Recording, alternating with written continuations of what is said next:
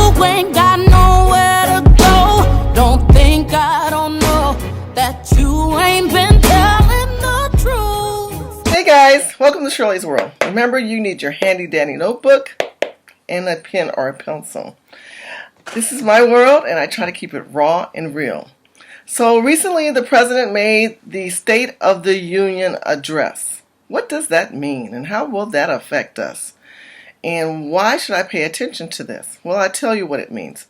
The State of the Union address is an address that the president makes before Congress in a joint session. It's usually during his first term of a president. Fortunately, Mr. Trump has made it within, I would say, we're at the 6th, 7th week of his inauguration time frame. So he's on track. He's on his track, and I love the Trump train. Let me show you my Trump hat. I got my American flag. A lot of people order the hats online. For those who don't even really know a little history of me, I am a delegate for Mr. Trump. I served as a surrogate for the state of California. So first I was a fan, and I loved Mr. Trump since 2011. I've always loved The Apprentice. And in 2015, they say, anyone want to be a delegate for, I am a Republican, and so they say, anybody want to be a delegate? And I put my name in, and all the candidates were still on the ballot pretty much, including Rubio and Jeb Bush. But I was a Trumper from the beginning, if you watched a lot of my past videos. As time progressed, they asked me to be a delegate, and if you watched California and the person who made the inauguration speech of pitching Mr. Trump, I was the lead roll call delegate. I am very proud of that. Thank you so much, California, for giving me that honor to represent you. After the announcement from the RNC giving Mr. Trump the nod that he is our candidate, I later on in the campaigned up and down the state and even out of state for Mr. Trump as the surrogate for California. So I am a surrogate, I am a delegate, I am a true Trumper on this Trump train. I never was a never Trumper. I never came in later on. So anyway, this hat, I told you all that story, that little backstory of my Trump story, because I got this hat and several pins and hats that were limited edition that came during the duration of the campaign, which was pretty good. Anyway, joint session. We need to pay attention to this because basically what the State of the Union does is it sets the pattern and the pace. There is a pace that Mr. Trump is doing, and we need to be conscious of that, because in order for us to know how this man is so proactive, we need to be in line with the movement, because he's moving through time. Write that down. Trump is moving through time. And if you're not moving through time, you're going to be behind the time. Mr. Trump also is proactive, and we are acting reactive. If you are on the reactive train, you will be disjointed from things in your life, and you didn't see it coming. But if you pay attention to people like me, shout out to Yvette Cornell. I love my Yvette Cornell. She's brilliant. Let me name some people that I think are great. Yvette Cornell, Anthony Brian Logan. Oh my God, he's another one that is so off the chain. Tone Talks. I love Tone Talks. Dr. Umar. Woo! You know, I had not mentioned Dr. Umar on my show, but that's a nice cup of coffee right there. Only thing about Dr. Umar, I'm going to let y'all know. Dr. Umar is a little different than us. Dr. Umar is straight mocha.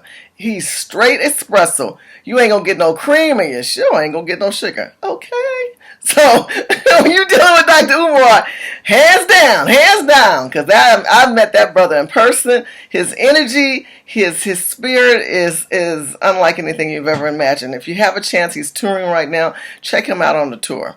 So the State of the Union address. We don't want to be Americans that are reactive. We want to be proactive. We want to be on point, and that's why you watch these people that I told you and other people that are out there. Dr. Boyce Watkins, another great person. That's how I learned about Yvette Cornell many years ago.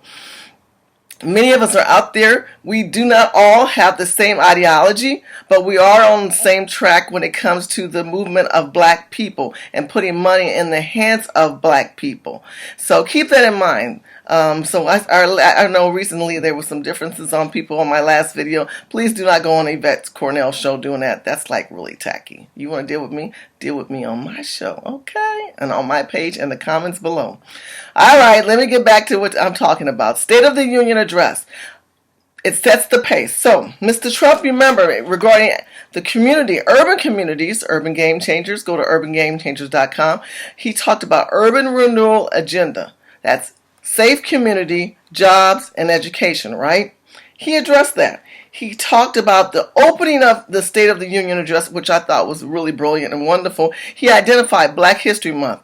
What other president did you see that? Did you see it under that so-called black president we just had? He didn't even do that. Mr. Trump honored those who triumphed and created the foundation and the infrastructure of black and black history. That was the first part that he opened during the joint session to Congress. Hats off to Mr. Trump. Another thing that I'm going to just do highlights that I liked about this State of the Union address regarding education. He talked about private, public, chartered schools. You know, many of us in the African American community have to identify that there are schools that are money allocated to specialize in special children. Children who might need special needs or children who have already identified where their plight in life is. We need to support Mr. Trump and getting more chartered schools in the urban communities. We need to take advantage of that because then they're specializing in areas where teachers can identify students who are recognized in their special gifts that are upon them. One of the things he talked to, her name was Denisha, I hope I say this right, Denisha Meriwether. Denisha Meriwether comes from a family who never graduated from high school or college, and she had special learning disabilities. And Mr. Trump identified the fact that she was there. He had her sit in the audience. African American woman. Do you realize he honored 2 African American people in the State of the Union address? Come on, black people, wake up. How long are you going to keep hating on this man when he's not trying, he's doing? Remember, for every action is a reaction. For every non-action is the aftermath. This man is doing action. And so the aftermath should be, we should be getting the money and the opportunities of capitalism. Everyone in the urban community should take advantage of that. He also talked about Jamil Shaw. Now, I've done videos about Jamil Shaw. Jamil Shaw is personally my friend. Jamil Shaw lives in the city that I was raised in, and he lost his son, unfortunately, due to gang violence and targeting. They basically targeted, this was an illegal immigrant who targeted the first black person he was supposed to shoot and to be in a gang when he got out of prison. And unfortunately, it was Jamil Shaw's son.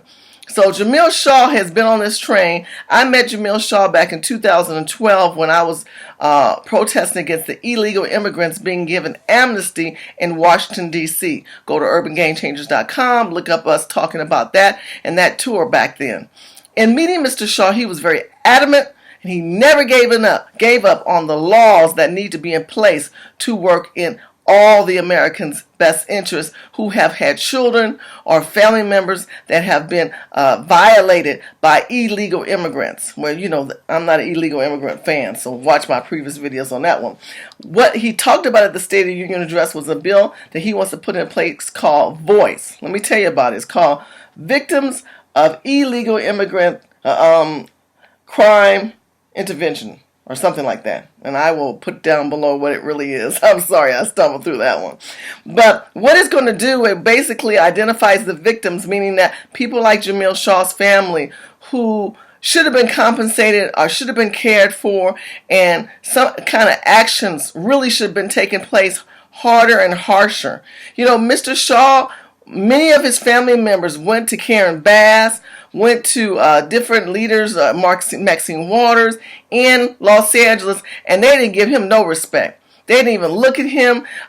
He attended many church meetings and town hall meetings.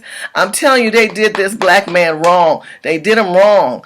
And he didn't give up. He circumvented and said, I'm not going to go to you. I'm going to go to the federal level. We talked about this. Local, state, federal.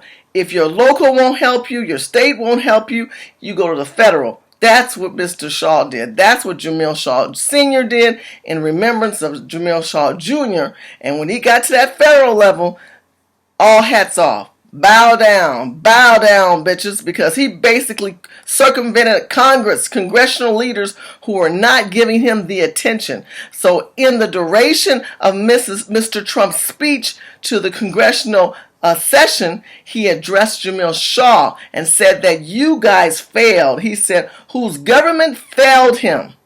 I was like, woo! He's touched the basis of whose government failed him. So anyway, overall, I thought it was a great speech. Mr. Trump has been pretty consistent on jobs, education.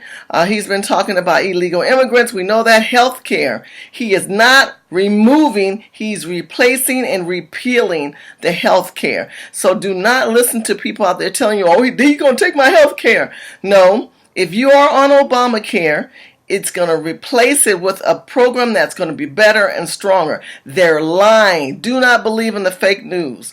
We want to see what's on the table right now. They're going to put it out there. You know, Mr. Trump is not allowing the media to intervene in his behalf. You can go straight to him. You can follow his Twitter. You can follow the White House and the media and see exactly what the plan is. You don't have to be having that middleman, that mediator before.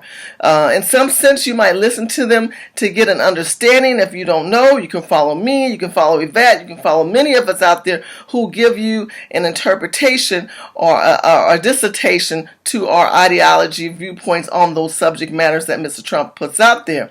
But in most cases, you can do your own homework and follow him directly on social media or on many platforms that he posts and the White House is posting. We're in a new era of media. Now listen, many of the media people are going to tell you it's fake, it's fake, it's fake. He's not telling the truth. We're the real ones. That's all they do. They're a media. They're supposed to enlighten you and engage you to pay attention to them. It ain't about them. It's about you. It's about you and bettering your life and your thoughts and your mind and how this administration needs to be working for you. So keep your mind open to that. Keep following me on Facebook, Twitter, Instagram, and LinkedIn. Please subscribe. Comments. I love the comments. Good, bad, or indifferent. It's okay. I can handle it. I'm a big girl. Hey.